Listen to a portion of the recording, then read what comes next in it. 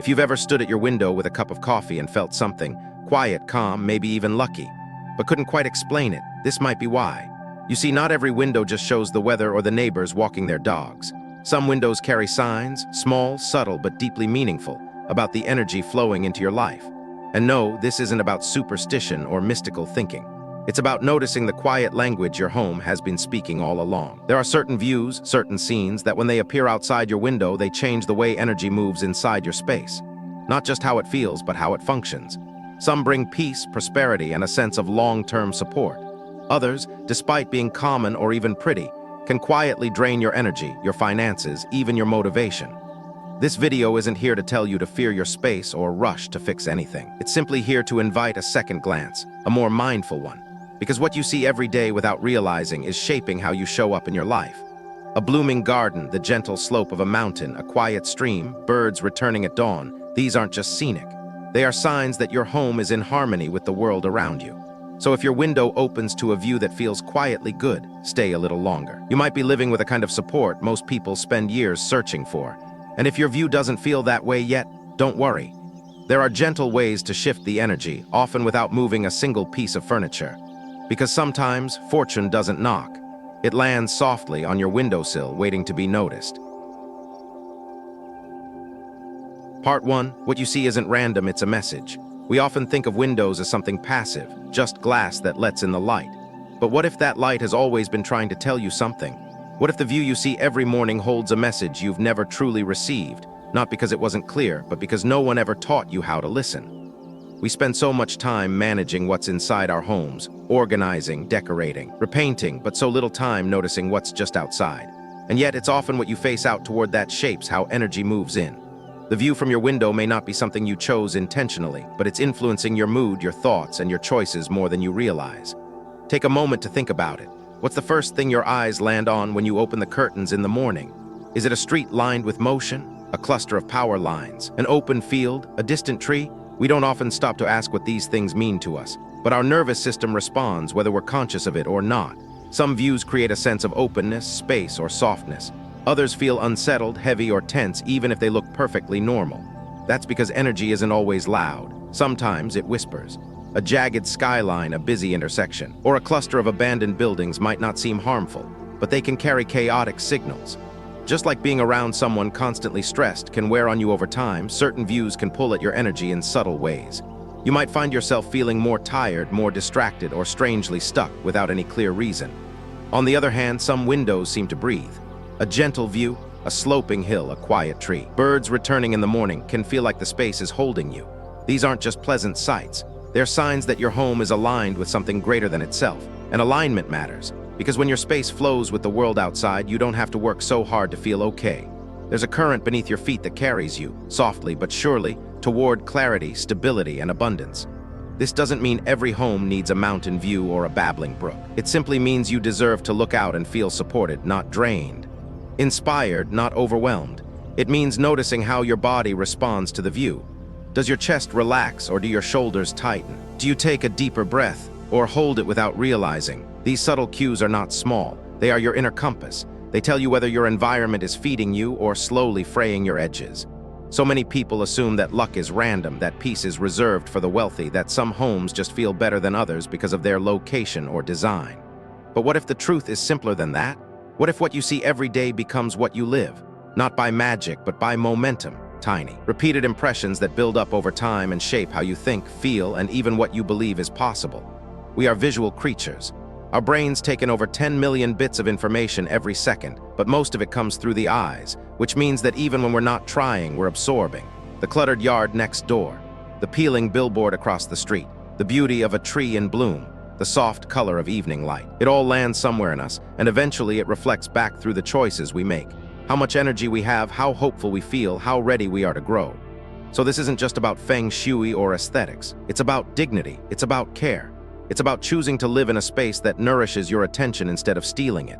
Because what you see outside your window is not just a view, it's an invitation. One that asks, are you being held? Or are you being drained? And the good news is it's never too late to shift that answer. Not every window has a perfect scene, but every home has the potential to become more supportive, more calming, more quietly powerful once we start seeing what's really there. Because sometimes clarity doesn't come from adding more. It comes from looking closer and listening to what's been in front of you all along. Part 2, window scenes that silently whisper, stay here. Number 1, a gentle round mountain like the Earth's quiet hand. Some views make you pause not because they are dramatic, but because they feel right. Soft, solid, comforting in a way you don't always have words for. If your window opens to a rounded mountain, especially one that rises gently and sits slightly to the left of your view, you may be living with a kind of invisible protection most people never even realize they have. This isn't about beauty, it's about energy that stays. Energy that supports, steadies, and surrounds you with something deeper than luck. Legacy.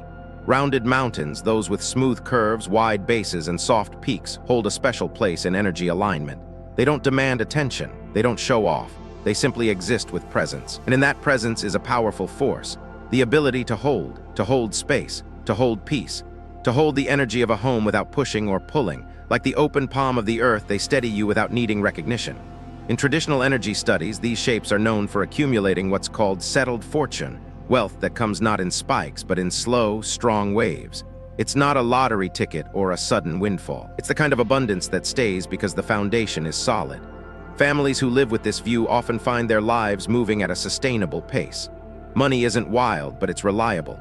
Relationships aren't flashy, but they are rooted. Decisions are made with care, and over time, those small choices compound into something remarkable, stability.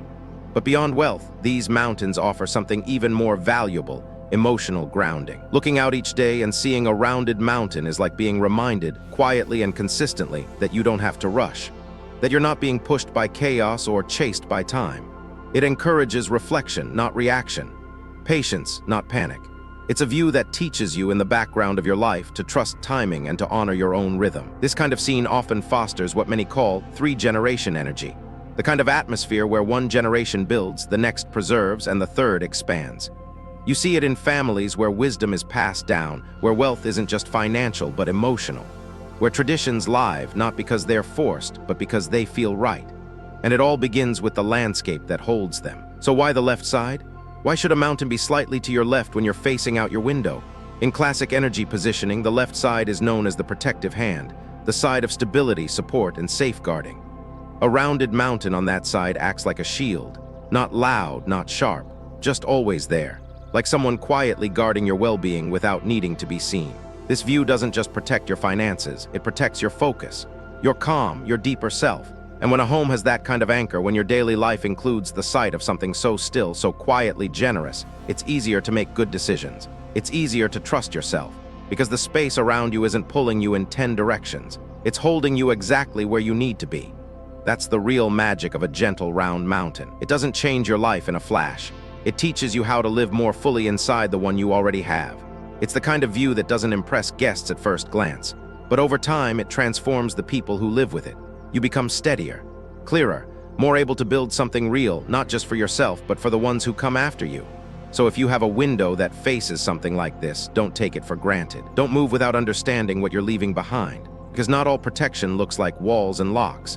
Some of it looks like a hill that curves just right, a presence that never speaks but never leaves, a soft shape rising just past your line of sight, reminding you you are already being held. And if you don't have that view, yet don't worry. The lesson here isn't that you're missing out. It's that your body already knows what safety looks like, what steadiness feels like. And even without a mountain, there are ways to bring that energy in. Through objects, through colors, through softness in your space. But above all, through intention. Through the choice to create not just a home that functions, but a home that holds. Because sometimes the greatest fortune isn't what enters your home. It's what your home reflects back to you. And if that reflection is calm, steady, and quietly strong, then you are wealthier than you think. Number 2, a soft, flowing stream. Not all wealth is loud, not all prosperity feels like a breakthrough. Some of it moves like water, soft, consistent, and quietly generous. If your window opens to a stream, a gentle river, or even the distant shimmer of flowing water, you might be living with one of the most ancient symbols of sustainable abundance. Water is the original current. Before banks and balance sheets, humanity learned to watch rivers. Where water flowed, life followed. Crops thrived, families stayed, communities grew. The rhythm of water taught us how to receive and how to let go, and in many ways it still does. A soft, flowing stream, one that curves gently, moves steadily, and reflects light, isn't just beautiful. It's a sign that the energy surrounding your home is moving with ease. In energy terms, water represents wealth in motion. Not wealth waiting, not wealth trying, but wealth arriving, circulating and staying long enough to nourish you. A healthy water view doesn't surge or crash. It doesn't twist aggressively or dry up under pressure. It flows, and when energy flows, your life flows with it. This kind of scene supports what many people silently crave, not just success, but stability. Not just income, but ease. The kind of financial peace that doesn't rely on constant hustle. The kind of household rhythm where bills are paid, choices feel spacious, and plans don't have to come with panic. There's a specific kind of beauty when the sun hits water at just the right angle, early in the morning or late in the afternoon. That soft sparkle, barely moving, is known in traditional wisdom as money light.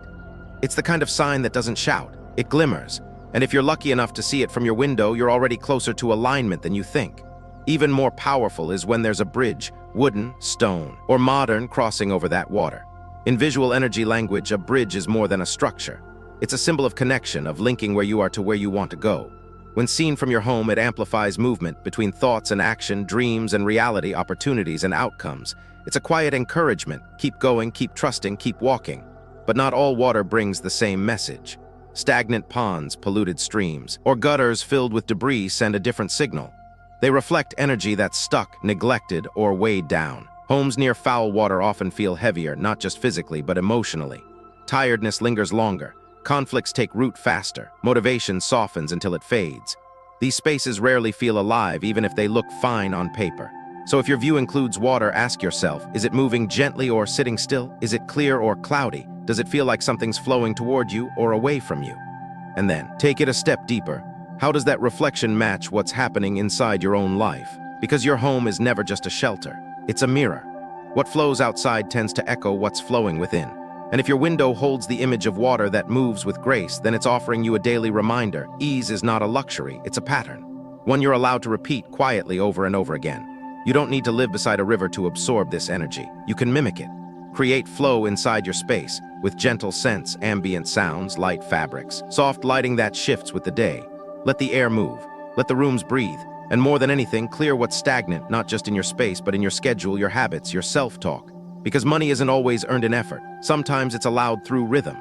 If you have a window where water glides, where sunlight dances across the surface, or where rain trickles down in soothing lines, don't just glance past it.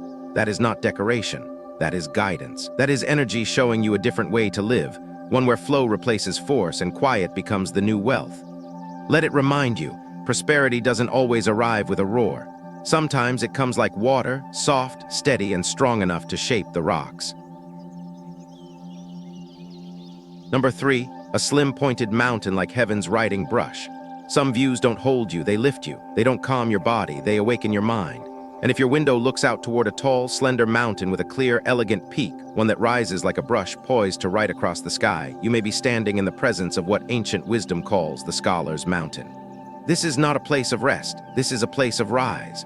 A pointed mountain, when it stands at a respectful distance, not too close, not too harsh, is a visual symbol of aspiration, of clarity, of forward movement. It doesn't weigh you down, it draws you up. And just like a good idea, it stays with you, quietly urging you to sharpen your thinking, to reach beyond habit, to become more than you were yesterday.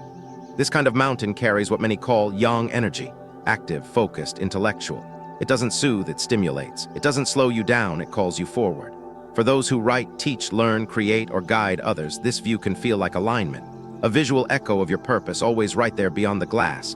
You may find that with this view, your mornings begin with more clarity, your thoughts feel more organized, your energy more directed. This isn't coincidence, it's environmental influence. The world outside is shaping how your mind wakes up. And when the right mountain stands in view, it becomes less of a landscape and more of a mentor. But not every pointed peak is a blessing.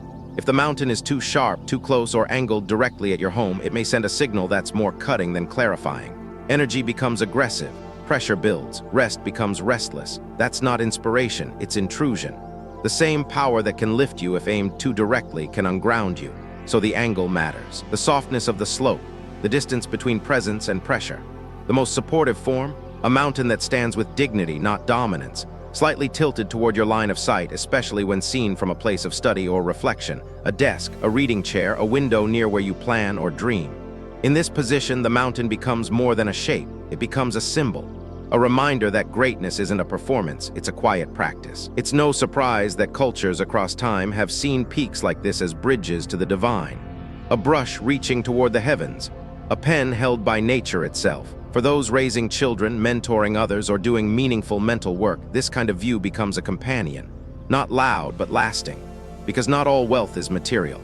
Some of it lives in how you think, in what you create, in the quiet confidence of a clear direction. And in this way, a scholar's mountain brings a kind of fortune that's harder to measure, but impossible to fake. Integrity, clarity, intellectual legacy. So if you have this view, even in the distance, let it work with you. Let it support your growth, your learning, your quiet ambition. Let it remind you that success isn't just speed, it's precision. Not just motion, but elevation. And if you don't yet have that view, you can still call in the energy. Choose artwork that draws your eye upward. Arrange your workspace near clean vertical lines. Remove visual clutter that pulls your thoughts sideways. Create small altars for thinking, places where your mind knows it's safe to stretch. Because sometimes the right mountain doesn't live outside. It lives in the way your space frames your thoughts, the way it invites you not just to live, but to think, dream, refine. And if you're lucky enough to look out each day and see that brush-shaped peak waiting just beyond your window, know this: you're not just being held by the earth, you're being guided by the sky. Number 4, birds that land without fear. There's something quietly magical about birds. The way they arrive without warning, stay just long enough to be noticed, and disappear like a whispered thought. And yet, if you've ever had birds land near your home, on a railing, a tree, or even your windowsill, and they do it often without fear, that's not just chance. That's a message. In energy wisdom, birds are more than background sound. They are indicators of life flowing well. Birds only gather where energy is light, clean, and gently circulating. They avoid places heavy with stagnation, sadness, or sharpness. So when they come close, willing to pause, to perch, to sing, it means your space is resonating at a frequency that welcomes peace, not pressure. Swallows, sparrows, robins, each carries its own subtle symbolism. Swallows bring new beginnings and soft joy. Sparrows symbolize everyday blessings, warmth, connection, peace. And if you ever see a bird like a peacock or a dove, even just once, it may not be just rare, it may be sacred. These aren't just creatures, they are confirmations, proof that your home is alive in ways that can't be measured by square footage or design magazines. What matters most, though, is their behavior. Do they land without hesitation? Do they sing? Do they linger for a breath longer than you'd expect? These are the moments to notice, because birds don't land where they don't feel safe. They are nature's truest barometer. If your home draws them in, it's because your home has already said, here it's calm, here you can rest. There's also a deeper message at play, one many people miss. In many traditions, birds represent noble connections, or what some call spiritual allies. When one lands nearby, especially when you've been feeling uncertain or alone, it's often not just a visit. It's a sign help is on the way, not always in the form you expect, but in the form you need. Of course, not all birds bring harmony. Crows that gather aggressively or birds of prey circling repeatedly over a house may indicate that the space is struggling. These aren't to be feared, but to be listened to. Energy speaks in patterns. Birds speak through presence. If the pattern feels heavy, it may be time to cleanse the energy around your home. But if the pattern is light, melodic, and gently consistent, then your space is doing what it was always meant to do: support life. This is why morning birdsong matters, not just as sound, but as signal. A sign that life is awakening naturally without force. And if your day begins with the sound of birds through your window, know that you're not just hearing nature, you're receiving a blessing. One that says, stay the course. Life is moving with you. You don't need to turn your home into a bird sanctuary to call in this kind of energy. Often, all it takes is openness. A tree planted near a window, a feeder placed not for show, but for welcome. A space that isn't constantly busy, stressed, or filled with noise. Birds know, they sense balance, they sense care, and in return, they offer companionship of the gentlest kind. A flutter of wings, a pause in silence, a reminder that even in a quiet home, life can still feel rich. So if you ever find yourself standing by the window and a bird lands nearby and stays, take it as more than coincidence. Take it as a soft knock from the universe, a subtle tap on the shoulder saying, you're doing something right, keep going, because not all guidance comes in words. Sometimes it comes on wings. Number 5, a blooming garden that never truly sleeps. There's something profoundly reassuring about a garden that never fully goes quiet. A space where something is always growing, something always blooming, even if softly, even if in the background.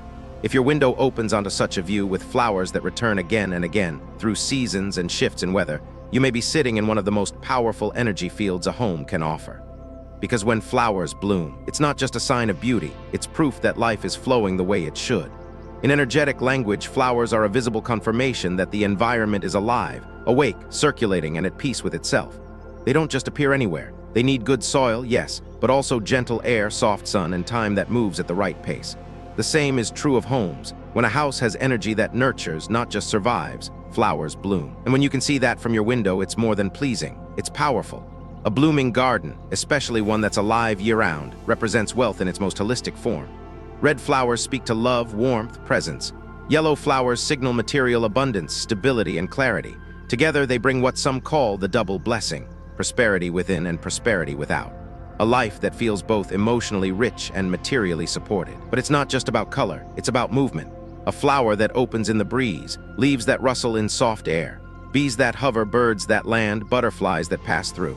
These micro-movements mean the energy is not stuck. It's circulating, transforming, becoming. What makes this so important is that we often think abundance needs to feel like growth or effort. But sometimes, abundance simply feels like natural continuation. A rhythm that doesn't collapse, a season that folds into the next without harshness, a space where you wake up and the view outside is shifted but not ended. And yet many people overlook this. They plant flowers but forget to check whether the space supports them, or they see gardens as decoration, not dialogue. But a real blooming space, a space that continues to thrive, is speaking back to you. It's telling you your home is not just shelter, it's sanctuary. You may not even own the garden. It could be a neighbor's, a shared courtyard, a distant patch you see beyond the fence. What matters is how it moves you. Does it soften your thoughts? Does it make you want to linger by the window a moment longer? Then it's already working. Then it's already yours. On the other hand, a garden that never quite comes alive, that stays dry, still, or silent, can tell another story. A story of blocked flow, tired ground, or emotional flatness. You can sense it even before you name it, a kind of muted energy, a slight resistance to joy. That too is a message. The fix isn't always planting more. Sometimes it's about restoring rhythm, watering with intention, removing what no longer belongs, creating space for light to move again. Sometimes it's as simple as watching with attention, because energy flows where care goes. What a year-round garden teaches us, especially when we get to see it daily, is that life doesn't need to restart. It just needs to keep breathing. And when it does, it takes you with it. Your thoughts loosen. Your hopes return.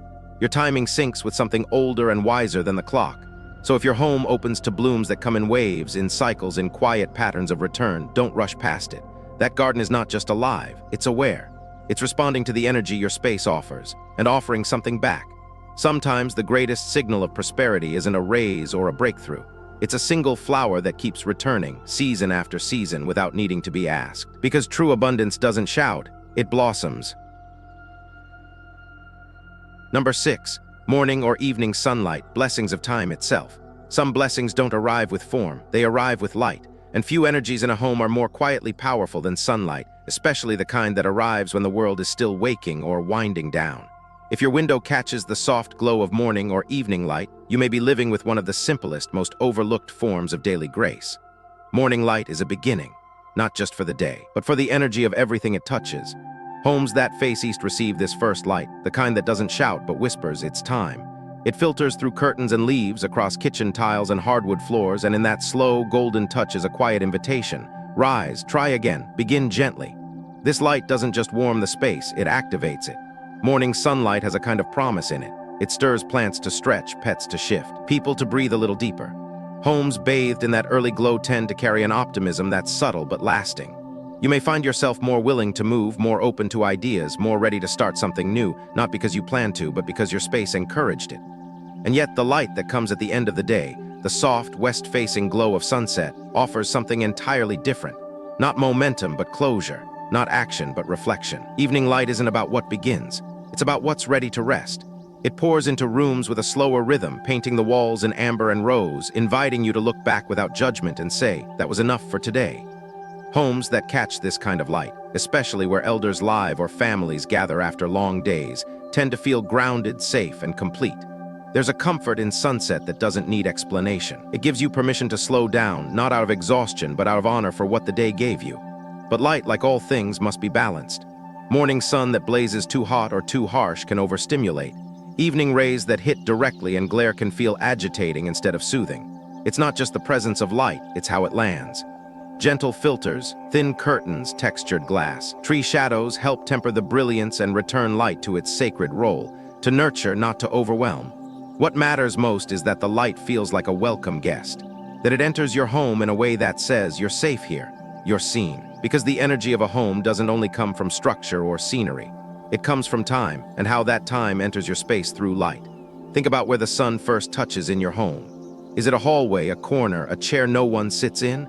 Or is it the kitchen, the heart of your mornings? And how does that light make you feel? That answer may be the most honest reading of your space you'll ever get. If you don't receive morning or evening sun, don't worry. What matters is how you respond to light, however it finds you. Wake up your home slowly, open the curtains, let the day in. Let the shadows shift across your walls, let the air carry the rhythm of time through your rooms. Because when a home breathes with the sun, when it stretches in the morning and exhales at dusk, it becomes more than shelter. It becomes rhythm. And in that rhythm is everything we crave but rarely name: peace, possibility, place. So if you find yourself sitting quietly in that soft light, coffee in hand, or simply standing still in the hush of early evening, don't rush away. That's not just daylight, that's time touching your life with grace. And that window of yours, it may be doing more than letting in light. It may be reminding you gently, daily, that you're still here. That the day belongs to you, that your home in all its stillness is alive. Because sometimes, the greatest blessing isn't what shines, it's what softens. Part 3, views that drain you even if you don't notice. Some windows feed you, others quietly take from you, not with violence, not with noise, but with a slow, steady erosion of peace, energy, clarity, and the hardest part, you might not even realize it's happening, because some of the most draining views don't look alarming. They look normal, common, harmless, but that's the illusion.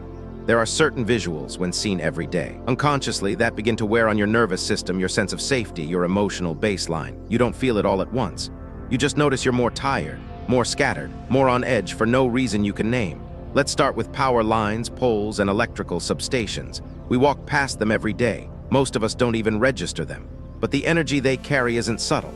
Tangled wires, buzzing transformers, metal structures humming with tension, they all create what energy workers call chaotic flow. Not fast or fierce, but constant. The kind of background disturbance that never lets your space fully settle. If your window looks directly onto one of these, especially from a bedroom or space where you rest, you may find yourself struggling with sleep, with stillness, with a sense of quiet. The body reads those visuals as on. Always active, always alert. It's not danger, but it's not peace either. Then there's the straight road that points directly at your home, what ancient energy principles call piercing arrow. It's when movement, speed, and force aim directly toward your space without pause or curve. From the outside, it might just look like a convenient street. But energetically, it's a pathway of intensity. Money may come, but it doesn't stay. Ideas arrive, then vanish. Emotions rise quickly, then collide. You might notice arguments that flare without clear reason. Mental restlessness. A strange pressure that makes it hard to just be. That's the thing about directional energy. It's not about whether something is good or bad. It's about whether it lands or crashes. Another quiet drain, unfinished buildings, abandoned houses, crumbling structures. They don't just reflect decay, they radiate it. Every time you glance toward them, your subconscious takes a snapshot. Stuckness, loss, neglect, you may not think about it, but your body remembers. That constant visual of nothing works, nothing's moving plants a seed. Over time, it becomes your default mindset. Why start? Nothing gets finished anyway. These places, even if distant, cast a weight into your field. A sense of heaviness that hangs without cause. You may find your motivation slipping, your creativity dulled, your sense of momentum fading, not from within, but from what you face each day. The hardest part is none of this is dramatic. You're not living in danger, you're living in depletion, in a quiet, repetitive erosion of energy. And the reason it's hard to notice is because it happens slowly, like water dripping, like background noise you stop hearing until you leave the room and realize how loud it was. But here's the good news. Once you see the pattern, you're no longer under its spell. And that's the beginning of reclaiming your space. This isn't about panic. It's about presence. It's about asking, what am I facing every day without realizing? What is this view silently teaching me to believe? Because views don't just sit there, they speak. And over time, they shape what you feel is possible. If your window opens to something that drains you, not violently, but subtly, you don't have to move, but you do have to notice. And once you notice, you can begin to shift. Even a curtain, a tree, a planter box, a soft lamp that refocuses your gaze can change the entire emotional signature of a room. Because what you see does matter. It becomes the story your body tells you every time you look out. And that story shapes the life you think you're allowed to have. Part 4, you don't have to move, just softly redirect. The beauty of energy is that it can move even when you can't. You don't always need to uproot your life, change your house, or chase a new zip code just to feel better. Sometimes it's not about where you live, it's about how your space breathes. And more often than not, small shifts can do what big moves can't. They can restore your sense of flow right where you are. Because here's the truth, not every draining view needs to be fought. Some just need to be softened. And energy like light responds to intention. It responds to care. Start with the curtain. Not the heavy, dark kind that shuts the world out, but something light filtering, sheer linen, woven bamboo, soft cotton. Material that lets the good light in but gently filters what doesn't serve you. A soft barrier isn't about denial, it's about discernment. It says, I choose what enters. And that alone changes the room's mood. Next, consider plants, especially broad-leafed ones like peace lilies, pothos, or rubber plants. These aren't just decor. They're filters, they breathe, they soften, they anchor a room back into life. Even a single leafy presence by the window can shift the energy from exposed to embraced. Nature, when placed with care, becomes your quiet protector.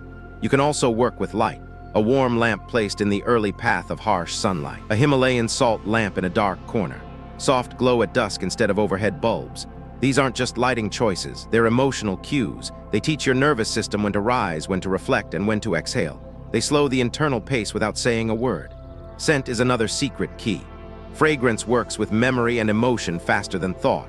Try essential oils like orange for energy, cinnamon for grounding, eucalyptus for clarity. Let the space smell like calm, not perfume, but presence. You'll be amazed how much easier it is to breathe, focus, or just sit still when the air feels alive. And then there's the mirror, used with wisdom, not aesthetics. A small, outward-facing mirror placed discreetly, never reflecting directly into another home, can symbolically return negative energy back to where it came from. Like saying, this isn't mine to carry. It's a soft refusal, not a wall. But mirror placement must be intentional. Careless reflection can amplify what you're trying to ease. More than anything, refocus your gaze. If your window view drains you, don't just block it, replace it. Give your eyes something better to land on. A candle, a photograph, a meaningful object, a small corner that reminds you what peace looks like.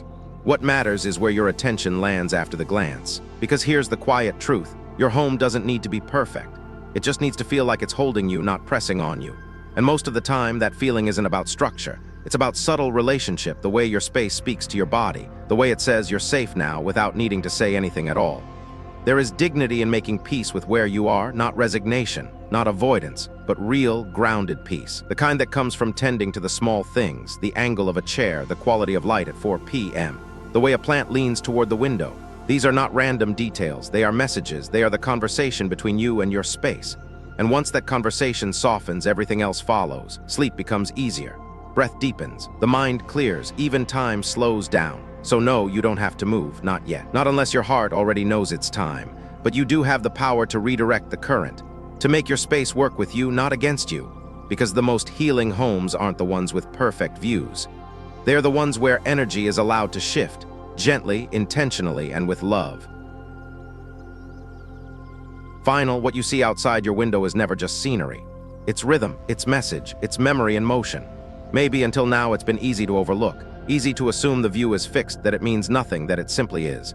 But after everything we've shared together in this journey, each mountain, each stream, each beam of light or sudden shadow, I hope you feel what I've come to know deeply, that your home is never passive, it's alive, it speaks. And your window is where it whispers loudest.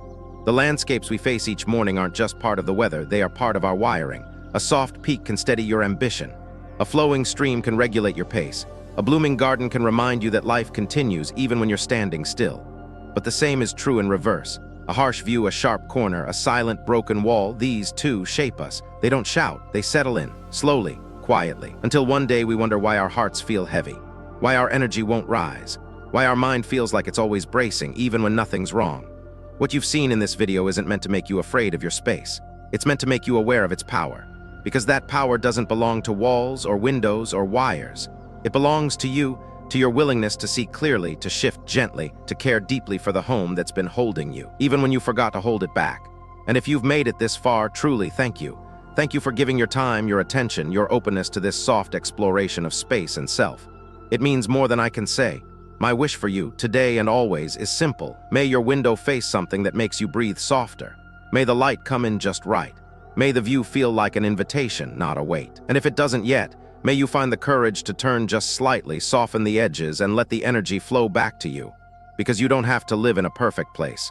You just need to feel, truly, deeply, that your home is on your side. Thank you for watching. And may every glance out your window feel a little more like peace.